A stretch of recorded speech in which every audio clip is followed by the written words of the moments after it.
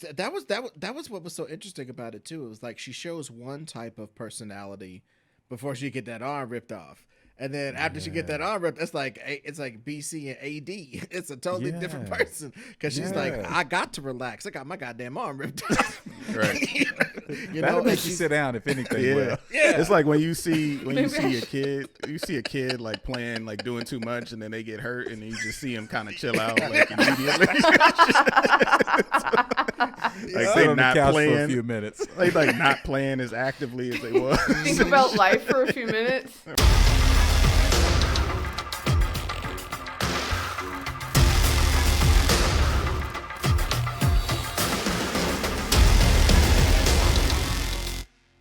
Hello, welcome to Survivor's Ed, How to Not Die First in a Horror Movie. I'm Chris. I'm Tawny. I'm Miles. We are two blacks and a Mexican, and we are joined by, you know what, in the first time in the history of Survivor's Ed, we have an Ed. Really? Yes. So we have Ed Greer joining us from Rebooted, formerly of Nerd Goat, The Greatest Pod, a great many things. Ed, do you want to just introduce yourself real quick? Yeah, man. Yeah, I am Ed Greer. Ed Greer Destroys on Twitter, so you can send me mean shit after this broadcast. No, but I got introduced to you guys by I think you kind of I think you're one of the patrons on one of my shows. Mm-hmm. And that just blew me away that y'all were doing your own thing that was tight, and it was like just really cool to like be on you guys' stuff. I'm a fan of you guys, so like it's great to be the first Ed on this thing. That's pretty interesting. Retroactively, show named after you. So this is a show about horror movies. We talk about movies that we love, movies we don't love so much, just horror movies in general, and we like to center around the people of color in those movies because, as you know, we do not often do well in those movies. But there is a little bit of an exception in the one we're talking about today, Demon Knight. This is a Tales from the Crypt movie that was released in 1995, directed by Ernest Dickerson, starring William Sadler, Billy Zane, and as the wiki describes, a quirky cast of people in this renovated church hotel thing. And essentially it becomes a battle for to stop the apocalypse. And there are lots of demons and temptation and religious iconography. And this movie is insane. I really enjoyed it. I was introduced to it by both Tawny and Ed as suggestions for this show. So I would love if you both could just tell me exactly what made you I've gravitate been trying to force it towards on you for months. Demon Knight. Right. Like, I'm like, for months, it's been like, are we going to do Demon Knight, guys? Are we going to do Demon Knight? Are we going to do Demon Knight? And they both looking at me like I'm nuts. Like, no way. Crazy. That's crazy. And I don't know what the hang up was. I don't know exactly what that was about, but all of a sudden Ed Greer shows up on the scene and is suddenly an acceptable topic for an episode. And I'm like, okay, cool. Like, I want to hear what this guy has to say about it. But no, I've been trying to force this movie down their throats for months. And this is where we are. So thank you, Ed. Yep. Well, I feel like one of those white dudes that wins an Oscar and they be like, yeah, but to the New York caterers, I got to give it up. They have all of a sudden they just got to be like, I got to shed this privilege quick as I can because it's on fire. You know what I mean? So I feel like that right now. I feel like I use my privilege well this time, but I still don't feel good about it. Because you should have been able to get this over on these guys. Because frankly, it's an action horror, and it's a hero movie, And I think that kind of clashes up against the whole this a Tales from the Crypt movie, and you got this little fool doing some goofy jokes, and you got John Larroquette introducing you to this movie. So it's like you're already starting off weird, you know what I'm saying? And then but when you get into the story and you let it wash over you and you put yourself in that world, I mean, Ernest Dickerson is on a lot of levels directing up a storm. And just the writing from, like, I think it's two dudes, and then they got rewritten by this guy Mark Bishop. You can see the restrictions, and it's one of the movies where you can see the restrictions, but it doesn't hinder it at all. Yeah. Yeah, this movie is something else. So this is the what's the situation part of our show. So we're just going to talk about the movie and what really stood out to us about this whole scenario. So we got William Sadler and Billy Zane. William Sadler's character, is it Breaker? Yeah, Breaker. Yeah. Breaker's in a car. Billy Zane's in a car.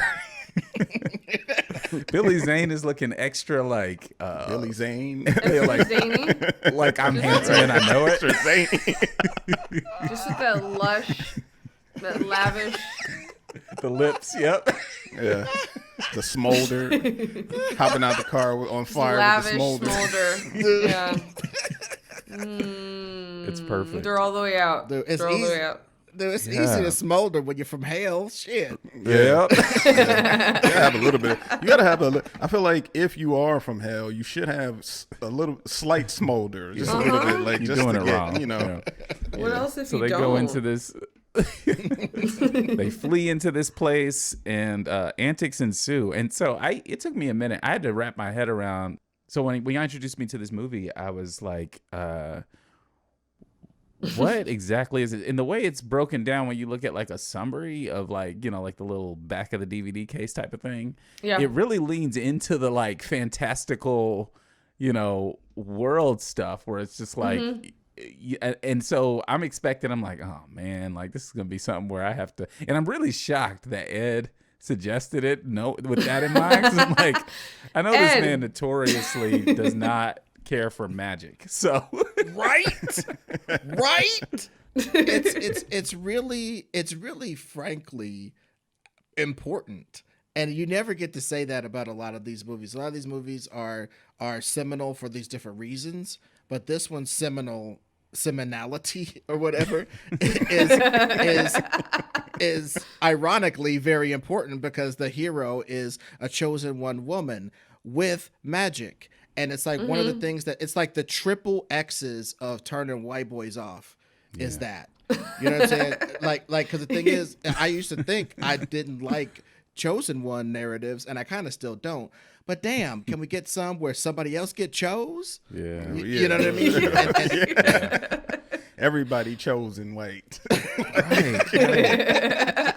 Where's our Harry Potter? Yeah, it's Jada Pinkett, apparently. Yeah. I mean, that was dope. Yeah, like the whole I actually did not see that coming. You know what I mean? Like I didn't think of that was where the narrative was going, I guess. Was this idea of him passing this thing to someone. It was really kind of an interesting thing. And then I mean, I don't know if we don't have to get too deep into the climax of the movie just yet, because that was crazy. But like when I think That about was crazy. Yeah. I was actually, so we did, what did we do recently? We did we were talking about like the distinctive character aspect of some of these movies. What were we talking about? I can't Like remember Signs which or movie it something? was, but Not I Signs. don't think it was Signs. No. Something else. Anyway, like the distinctive characters really got me. Like they come in and like they're each easily defined. I remember people's names, which is a huge struggle. Yeah, for me. I think we were talking I about immediately, Ravenous. Because we were talking about it it's was the dude that did Ravenous. it's the dude that did Ocean's 11. Ocean's that 11. Yeah. Movie has that quality. That ability Yeah. to craft like distinctive characters. And so when Thomas Hayden Church's guy, like this guy walks in, and I told y'all, like, I'm not like I'm so easily distracted by things, and his whole situation Thomas Hayden Church was distracting me throughout most of the movie. But He just looked like one of the classic, like that was what everybody in the 90s that was supposed to be like a badass looked like in a movie. like the 90s, late 80s, like the coolest dude would have like a chain coming off of his shoulder into his nose or whatever, and spikes and shit on it. Like, no, that shit ain't cool. Like leather and shit. Like that would be like this dude. He's not a nice person. He had like or a whatever. sweet ass mesh T-shirt. You know, like don't take that away. Right. Everybody wearing the stupidest shit was the cool person. Yep. In like late early 90s movies. And, yeah. Well, I think that's funny though, that like every time you go back in time and you look at the cool person, they're a cornball right now. Yeah. They're like, you was the coolest with them fish in your shoes and the this and the that. You know what I'm saying? Like, that's ridiculous. You That's look what at I tell them my right now students. and That's what I always tell my students. I'm like, look, let me just say this. Like, think back to yourself as a 6th grader. Like, did you look cool? Like, did you, like, think back, like, were you cool? And they're all, no. And I'm like, but did you think you were cool at the time? And they're all, yeah. And I'm like, there you go. there you go. That's how like cool you are now. especially like criminals in like movies in the 80s were always like most of the criminals I've seen have like regular clothes on. Pretty much they just like commit crime. They just like wear like a brown shirt or whatever. you don't have a criminal brown outfit. shirt and kill right. You shoot up a place and you got a t-shirt on. Like criminals in the 80s got like spikes and flames and skulls and shit. Like, yo, you would never commit a crime in that. Like, you'd be caught instantly. Like with that shit on. Let me put on my crime outfit. Spray my hair yellow. And that guy. And they're all like have a uniformity. They all wear the same thing. They got motorcycles because that was cool for some reason. But he's that guy. Like, he was something long else. rant about this character that dies. But I will say, like, I had never seen this movie. Like I said, I never actually heard of this movie until now. So, and I was sitting up there watching it, and like you know, like when you first put a movie on, and it's like that 5 minutes of you getting acclimated to like getting into it, and you like, all right, okay, Billy Zane, all right, I see you. Like, you hopping out, like you just, you know, assessing like what's happening. Like you're not really like, and then like they get like deep into it. I think when I woke up is when he like punched through dude's head and shit. I was like, all right, hold on, cut that light on over there. Like, that's why I feel like I was like, all right, let me pay attention. Yeah, you sit up like, oh, hold on. Hold on. What happened? What happened? What happened?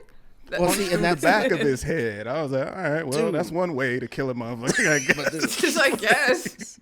Yes, and I'm telling you, dude, mark this date. I am writing a script right now, and I'm telling you, so people's getting broke off in this movie. That it's gonna be terrible for these motherfuckers, man. And I think, and it's also about how the movie shifts, right? Because you think you following just like Walker Texas Ranger chasing a criminal, and it's like the criminal is the good guy, and it's like they don't even Kyle Reese him up too much. He's just like, hey, I'm just trying to steal cars. I'm trying to get out of here. I'm trying to do whatever I need to do. And it's like, that's the status that the hero, the superhero, if you really think about it, of this movie is in at the beginning of it. I don't know too many other movies that are like this God laid low, and then you see him like, and putting him over puts Jada over, because you see that she's going to accept that mantle. And it's like all the stuff he goes through, and even his ignominious death, which she might experience in the future. Right. But that mantle is still taken up by a brave person who is the right person at the right time. That type of shit gives me chills, dog. It's fuck compelling. a magic. Absolutely. Right. That's super compelling. But fuck a magic. Fuck a destiny. This is about a person self-actualizing. You know what I mean? Yeah. That's No, dope. for sure.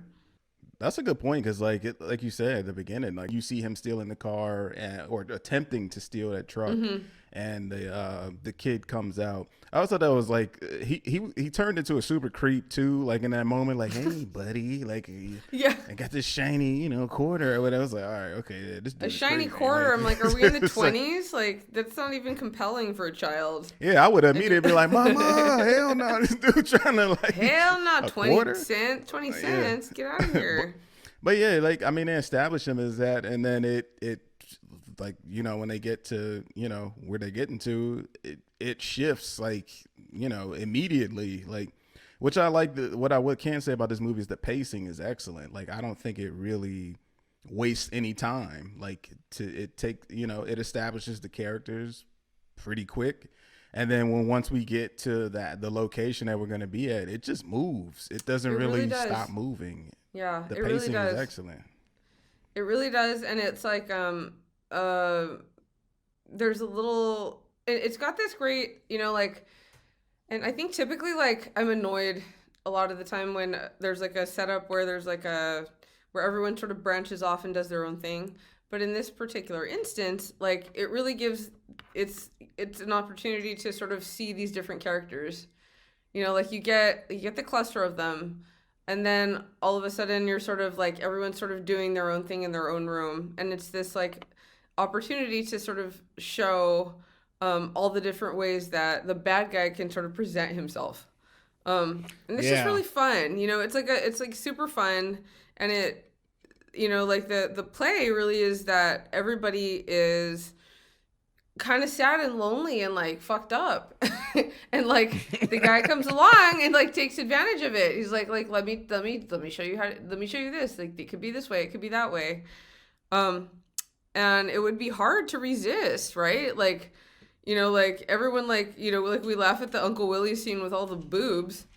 Like that fucking yeah, his was the most simplistic thing. Like he was like playing into like everybody's deeper inner thing, and then for him it was like thing.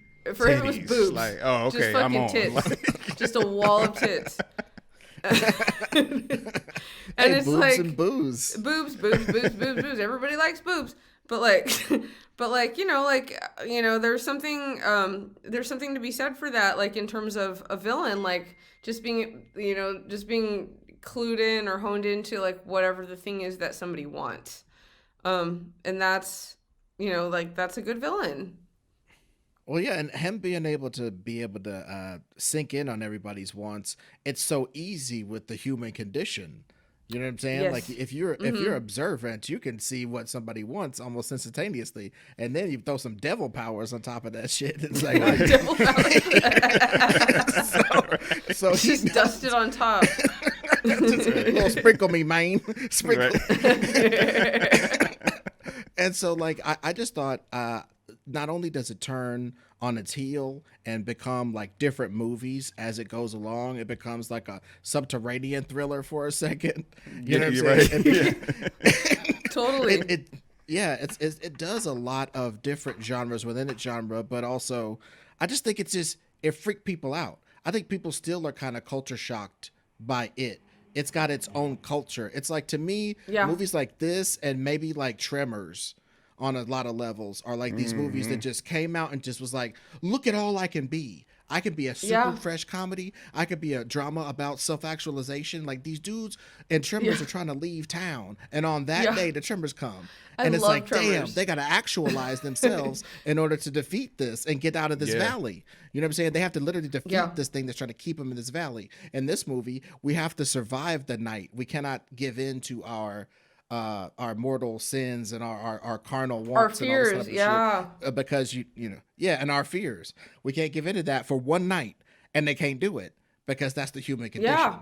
You know what I'm saying? And I just love that the villain preys on that, and frankly, the fact that they present our main character as, or the one we decide is the main character, Jada, as like a work release person. You know what I'm saying? Like she's on straight up work release, and she's got to do good. And Cha Pounder has her under her thumb. You know what I'm saying? Irene or whatever his name is.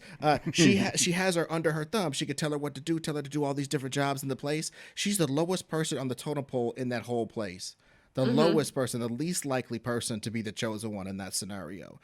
And it's just beautiful how, she gets to be a black final girl, probably the first one in 20, 30 years. Yeah, seriously. Yeah. And it unexpectedly too, because while I was watching this, I didn't know who was in this, so I pretty much just put it on and was like, all right, I'm just going. And then when I see Jada, I'm like, damn, she in this movie? Okay, that's interesting. Like I didn't even really think anything of her character. I just thought she'd be, some side character that, was really sort of insignificant to the ultimate plot. And, we already have our main guy that they've presented us with. So I'm just, okay, Jada's in this. Okay. Looking fine as hell in the night. Okay. Looking like Jada. Okay. Yeah. And the fact that she ultimately is the final girl. The chosen one. Not only just the final girl, but she's specifically chosen to take on, the mantle of this person that has to, the Demon Knight. The Demon Knight. The title, the titular. Nah, go ahead. Yeah. Okay, let's talk about that. Let's talk about it. That's some crazy shit. Yeah. That is some crazy shit to be given to somebody. It's like today you woke up cleaning toilets and stuff, and by the end of the night, you are the Demon Knight. You're the fucking Demon Knight. You will stalk the. Oh my god, that's amazing.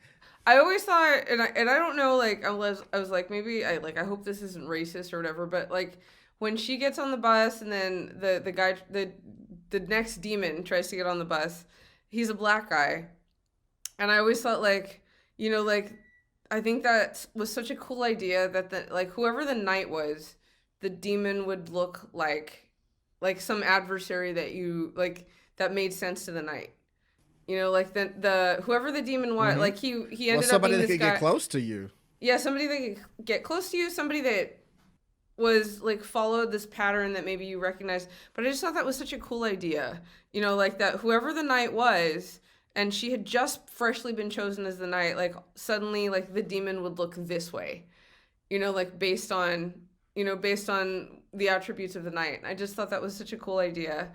And I loved as a small woman, I'm not quite as small as Jada, and I said this in the chat, like there's nobody I wanted to look like more than Jada fucking Pinkett. When in the 90s, I was like, that's it, that's the look, the short hair, everything.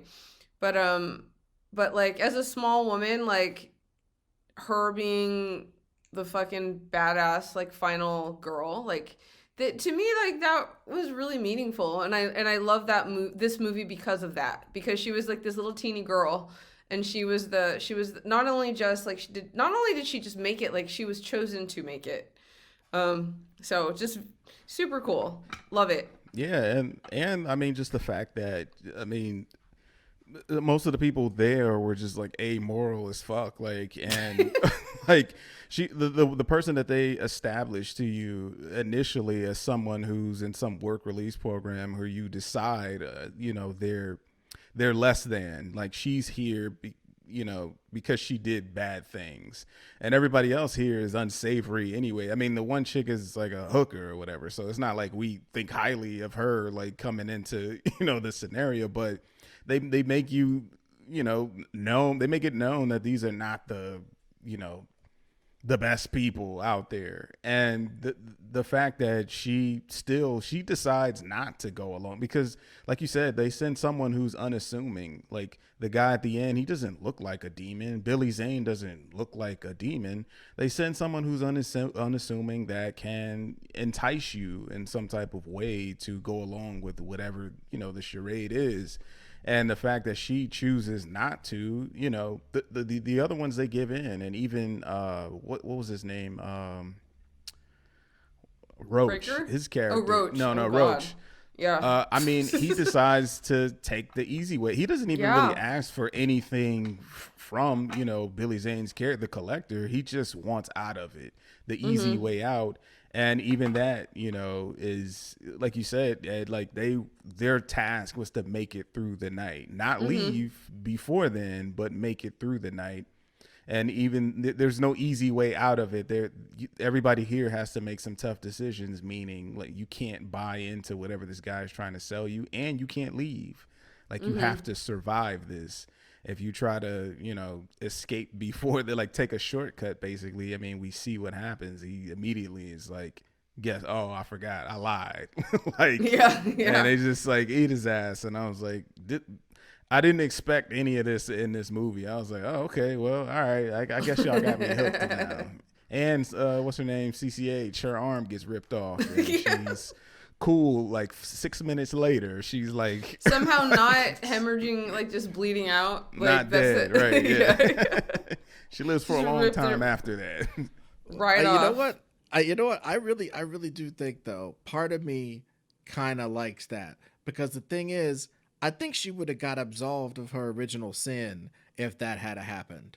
You know what I'm saying? And she wouldn't have got her absolution at the end. You know what I'm saying? Because basically she messes the game up. When Breaker come up in there, she could have just let him slide. But she's like, look, crazy white boy come in my establishment. I can call the law. I am in the right and I can do this. And to a certain extent, you feel her. Like, you got some car thief bum dude come in here. Go ahead, do your thing. But that turns out to be so wrong. And get get homeboy to come breach everything. He gets inside before anybody can set up any seals or anything, and just messes the whole game up because of all that, and gets the sheriff's head punched off. It's like her original sin. So like when she gets her arm ripped off, I'm like, yeah, that's what you get. And then she like, you know what I'm saying? But then she went from that character to somebody I cared about, and then I cared about how like she chose to go out like a G, like Vasquez from Aliens or something. Yeah, you know what I'm saying? that's what we said. That's exactly what Tawny in our said. chat. Like I was Vasquez. like Vasquez style, like. Yeah. What did she go? Summertime, like. Yeah. With fucking Officer Bob or whoever that guy is, who I'm pretty sure is a Native American dude, but yeah, like just yeah, she's fucking dope, and she does like, and that does, that's her thing, that's her shit. Like she's kind of like, does anybody, okay, and this is one thing that I brought up, like, does anybody say this fucking name the same way? It's anybody in the whole movie. Geraldine, Geraldine. Yeah, everybody. Like, nobody says it. Everybody says it. What is her name? Like, I just want. And I don't know if that's and I wonder if that's intentional to like make her seem like they don't really just care. A peon. Yeah, I don't sure. care to learn your name. I don't care to learn your pronunciation. You don't even care enough to say your name right. Yeah. Yeah, my mama called me Geraldine. I'm calling Geraldine. You're right. We're at the part of the show where we check in on our people of color called "You Good, Homie?" And basically, we go down our list of folks who look a little bit like us and see how they did in this particular scenario. And it runs the gamut in this movie in terms of how folks did. Who do we want to start with? Well, I mean, we were kind of already getting into. Yeah. Well, we already covered the CCH getting that arm tore the hell off. Torn off. Yeah, it's God, I don't even know. Like, that's like so traumatic. Like the idea of getting your arm torn off. I remember like back when I was in high school, like reading this book. It was a Dean Koontz book. Do you guys ever read any Dean Koontz? He's like the Southern California Stephen King. Yeah. I read a couple. I read one. It was about some like werewolf dudes who were bioengineered, and they chased this chick by the beach. Yes. Moonlight. Was it called Moonlight? I think so. Yeah, that's so. There's like a West Coast Stephen King. Dean Koontz. So funny. just throwing up the W while he's dropping these. Basically it. That was basically it. Does he have a dairy? I know. But there's a book he wrote called Dragon Tears, and in the book, like, there's the villain is this like guy that has all these like just mental powers because his mom did acid or the 60s and in the 60s or some That's shit how like you get that. Mental power. Yeah, like just he was like, and I was telling the boys because my sons are always like, what power would you want? What's your favorite power? What, like, we have this discussion every single fucking day, like, of the week. What power would you have? And on this particular day, I was like, well, I read this book one time, and in the book, there's a guy he's like a big jerk, and like he's trying to evade getting captured, and he's running through a nightclub, and one of the things he does in order to evade getting captured is he he stopped time. Like he can freeze time. So he's frozen time and he just rips a girl's arm off and throws it on the floor. Gosh. And like leaves it there so that when he starts time again, like like Yeah, it's everybody's like gonna freak out. Yeah. chaos. So arm rip off, stop time and rip Ripping somebody's off arm arm. off power. See, why would you All tell right. your kids this? I was like, yeah. So the girl woke back up and she's didn't. Her arm was on the floor, and I'm like, my child is 7 years old. Like, why am I telling them this story? And it's funny because like horrible thing. they that asked what your happened. superpower would be. You're clearly tired of the question, and so so you tell this horrific story. Wait, so what was your superpower? Arm ripping off capabilities? Like that was Yes. My superpower is doing whatever the fuck I want. When I that's the mom's- specifically arm tearing off. That's pretty solid. So back to the movie though.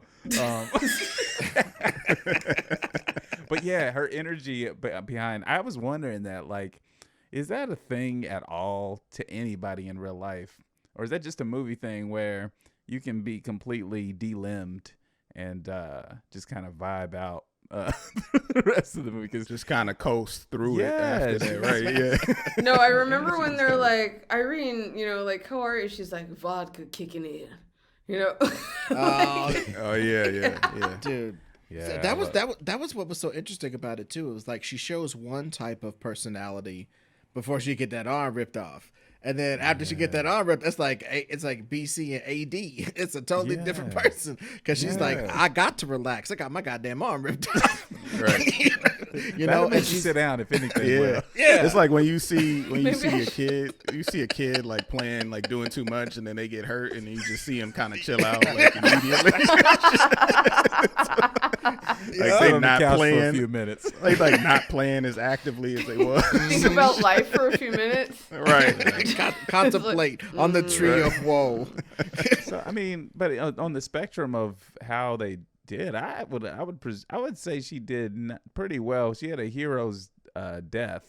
I mean, if you're gonna go out, like, you know what I mean, like she definitely had the Absolutely. the And best- yeah. he offers her the arm, right? And she does, her little stump goes up, right? And he's like, is that a yes? She's like, this is me flipping you the bird or whatever. And I'm like, yeah, girl. Like, she's not going to loved fall it. for it. Like, she's not going for it at all. And I love that. And she's pretty much the only one that doesn't go for it, that gets offered it like that, other than Jada, right? Like, they all get the offer of, like, you can join us, like, life will That's be good. interesting. Yeah. Yeah, Yeah. the two female black characters are not really enticed, which I think is a deeper thing, like, because black people, I think, are in America are just suspicious of everything anyway. Like, we don't fuck with anything. Like we the only people that's like, nah, I don't know about that shit. I don't know about and- that vaccine. I don't know bro. about that vaccine. Like, and I mean, like, it's funny, but I mean, their characters literally are, two of the only ones that are not like, they're immediately like, nah, I know this Nah, is yeah. bullshit. Like, Like, they just they just immediately know, and they stick to their beliefs and or whatever their beliefs are, or morals, or whatever you want to call it. They stick to that, and even I would want my arm back. Like, you know what I'm saying? Like, I'm thinking about my life without the arm. I'm like, damn, like he got it on a platter and shit with lettuce. with lettuce. I kind of want my arm back, but I mean, I Damn, didn't that's even the feel good bad. lettuce. Yeah, romaine lettuce and shit. Big ass romaines. That's a good lettuce right there. I didn't even feel bad about her. I felt actually good about her death because of how she went out. The And agency. typically, Yeah. like we talked about in Scream 2 how Jada goes out stupidly in that movie, and even Omar Epps in that movie goes out stupidly, and that's the kind of the thing that makes you roll your eyes when you see us in a horror film. Is I know we're gonna go out dumb. Like, I know we're gonna go out in the most ridiculous, like, nonsensical way. And in this, she chooses to go out. She doesn't even get taken out. She's like, well, I'm gonna take myself out and take some of y'all out with me, which is respectable. Like, I fucked with her death. I was like, yes, die. Like, die that way. Like, Fern and Deputy Bob, who's a Native American, I'm pretty sure. I was gonna say, so if we're gonna, if we bring up her death, we got to bring up his.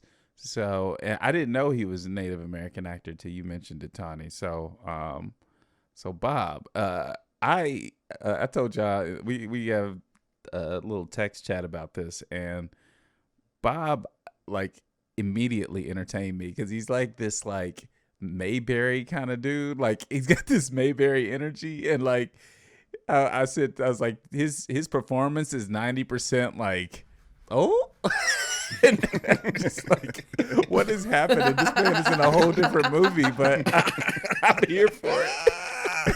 Well, see, I'm telling you, but that's for real the genius of this movie, and I think it fucked people up. It was like when people was like do do do do do do do, and then somebody was like do do do do do do do do do, and they're like, well, hold on, that's too many do's. How'd you do that? I think that's what this movie's doing.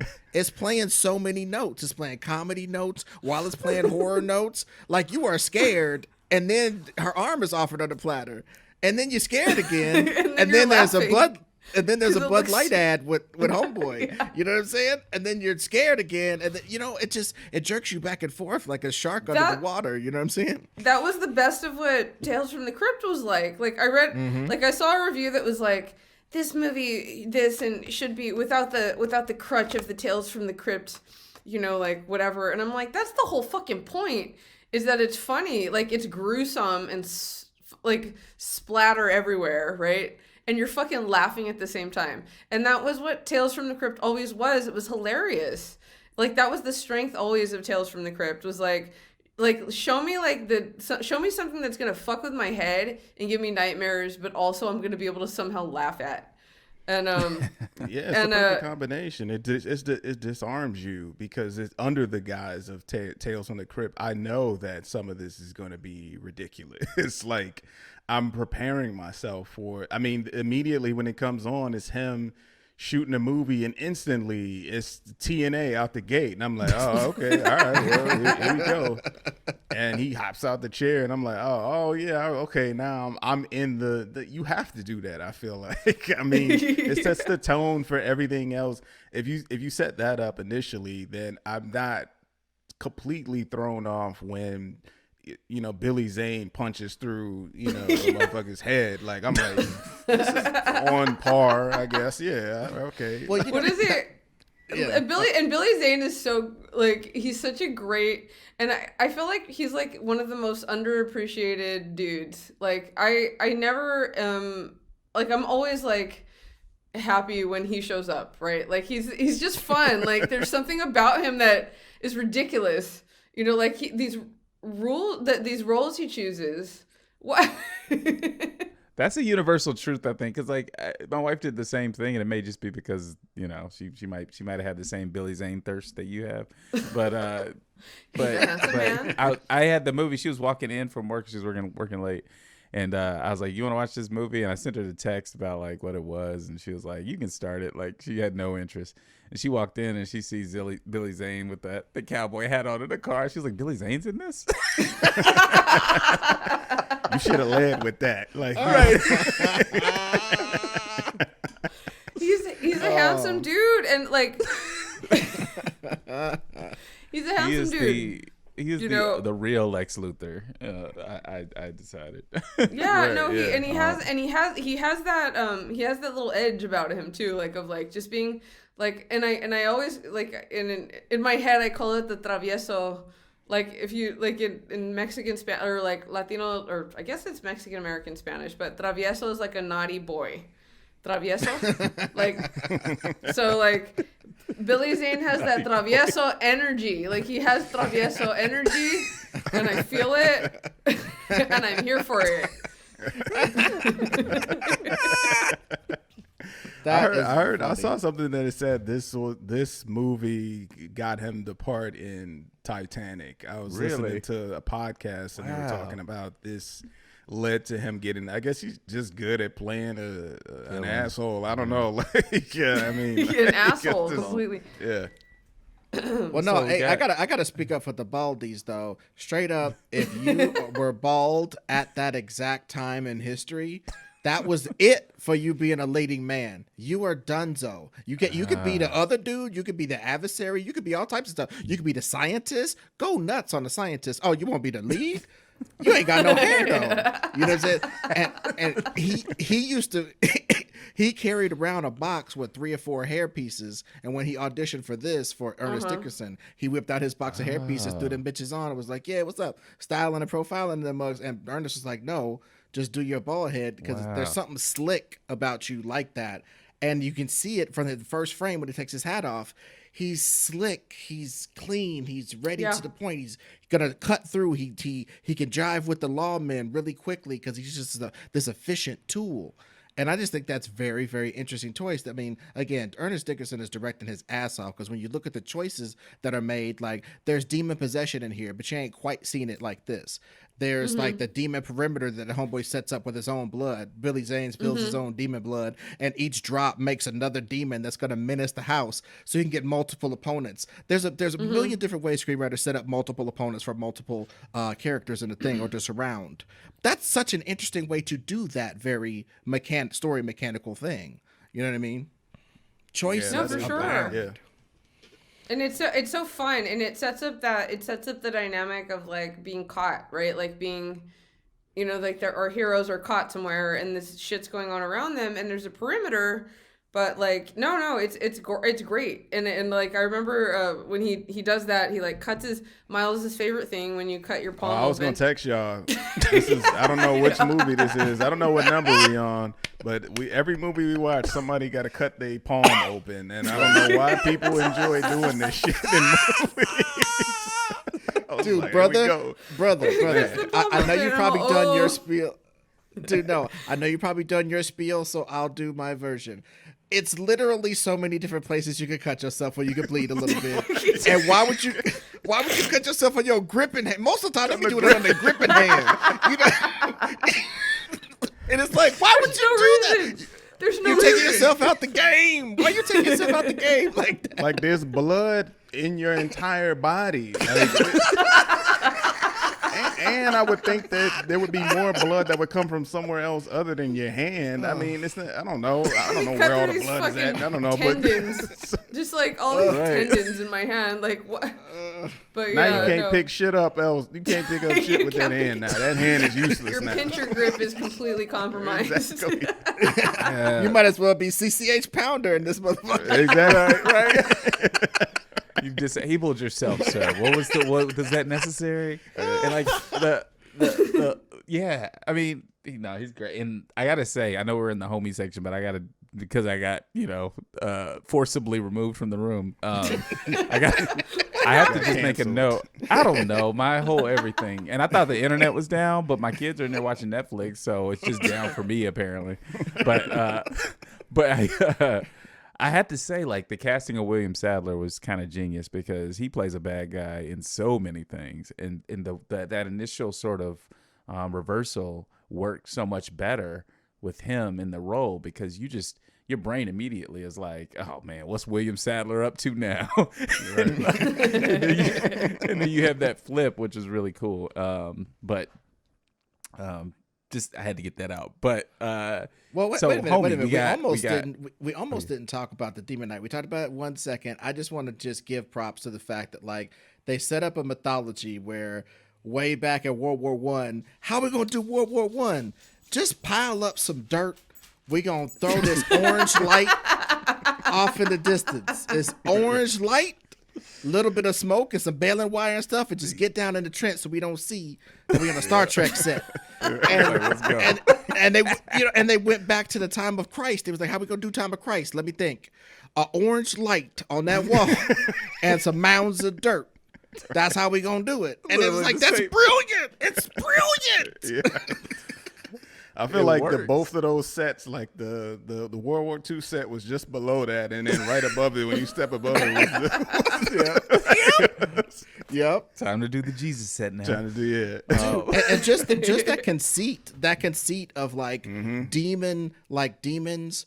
That's another thing that's kind of nihilistic about this movie in a good way is that we are always, and I don't want to sound like Siskel and Ebert up in here, but we are always keeping our demons at bay. That is the point. right? That this person has to be ever vigilant against these motherfucking demons taking over the earth.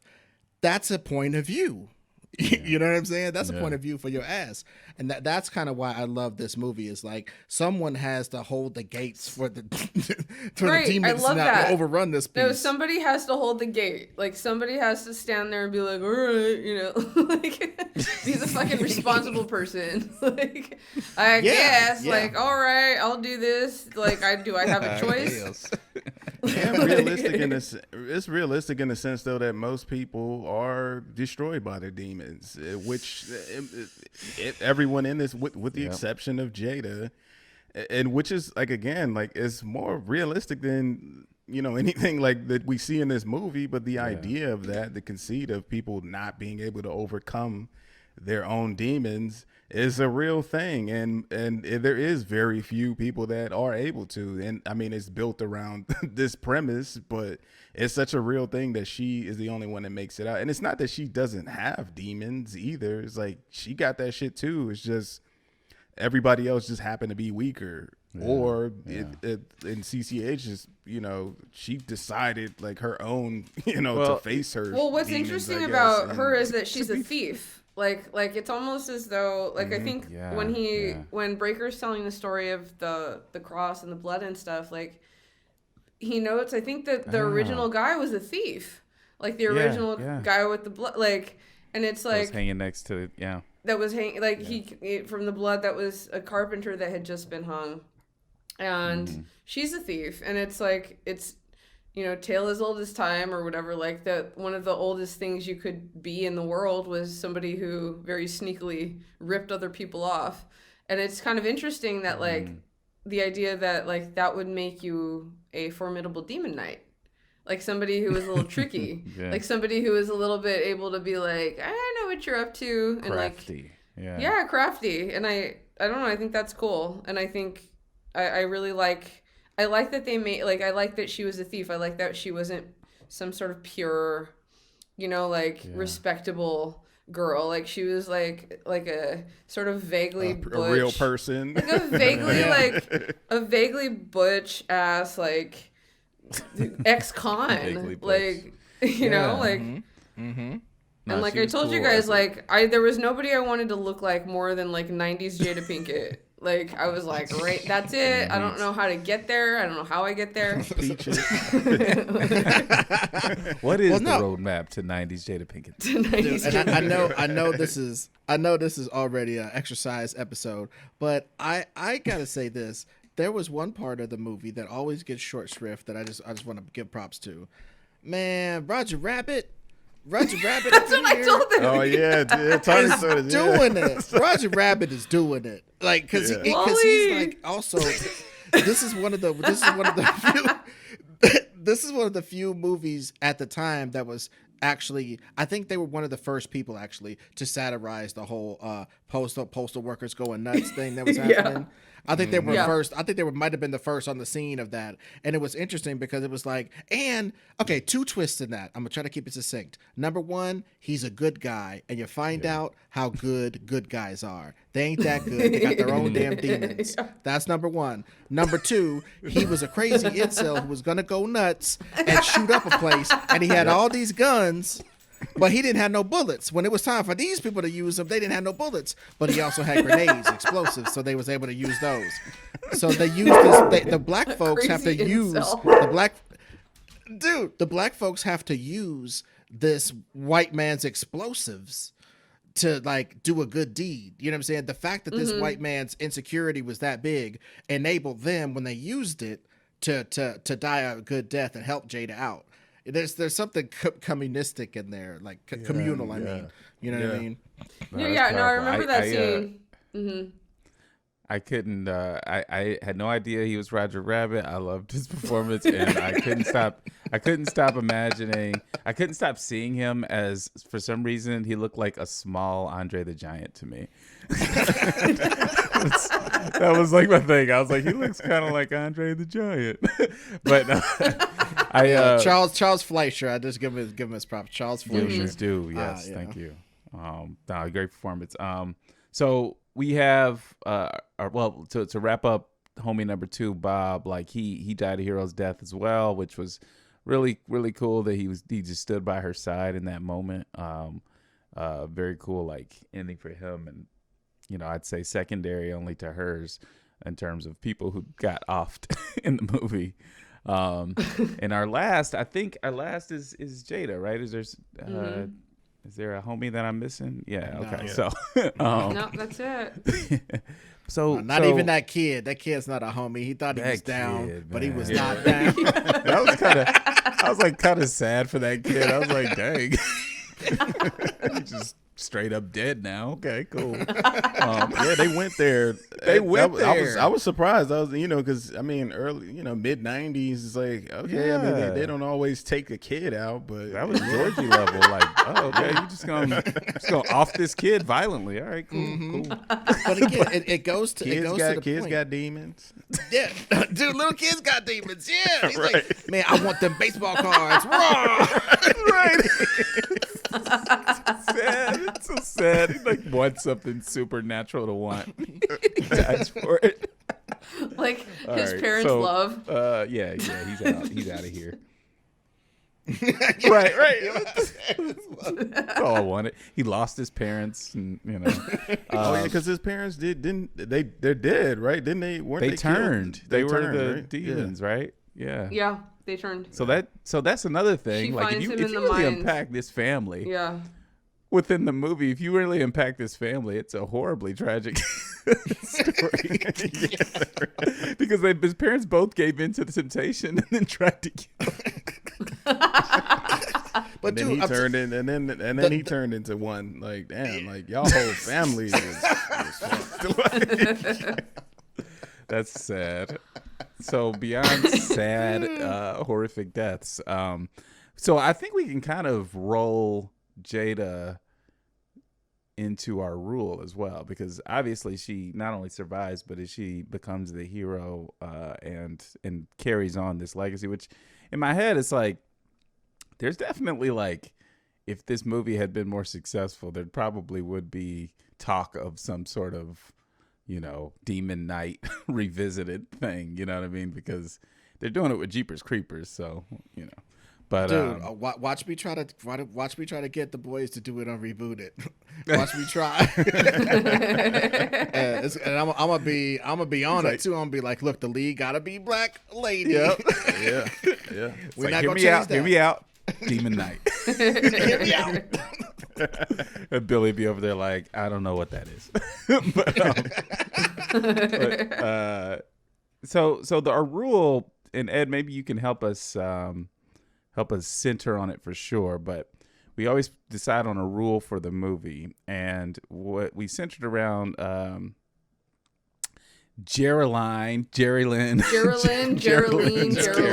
whatever the fuck her name is. Like, we can centered someone around say Jada it? Pinkett's character, and yeah, however you choose, whatever your flavor. We were centered around.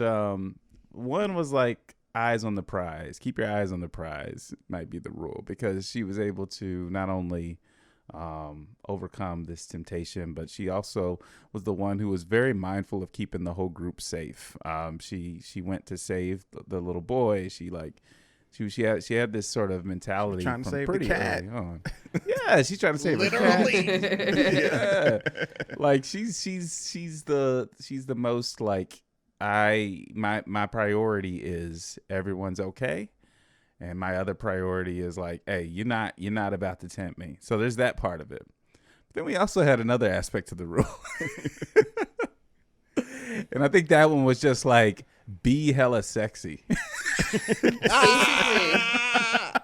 Like, take your pants off. That did get her. Smear yourself in the blood of the enemy. Yeah. Like, and it's like, and then you had texted like, why does she take her pants off? And like, I think the actual answer Because answer movie. is no, it's like because it would have like soaked up too much blood. Like, she was trying to smear her body in blood, right? Like, she was trying to protect herself. And I think it's supposed to be Breaker's blood, right? Because he gets her and she's like, it's not my blood, and it's like, I think it's like it's implied that it's Breaker's blood, but yeah. Get down to your undies. That makes sense, I guess. Jump around. You Which know, I thought like, was leave those fucking hilarious because leave those fucking scrunch socks on though. Those scrunch ass like big old socks that she has. Like those are she some. definitely had those on. Those are some socks happening.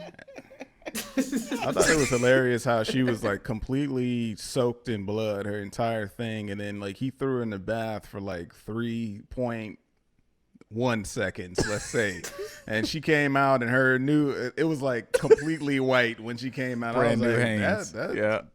I guess his hand was still good because he bathed her pretty, successfully, like in the tub. Like she came out pretty clean. So Just as a summation on Jada and everybody though, like again, I want to make the point again, having to be a white man, a mythical white man who's been living a hero's life for 100 years, and he gives all of that power readily, instantly to this black lady because he knows that she is ready for Freddy. And last things last, she is a chosen one, but sometimes some not that awesome stuff choose you.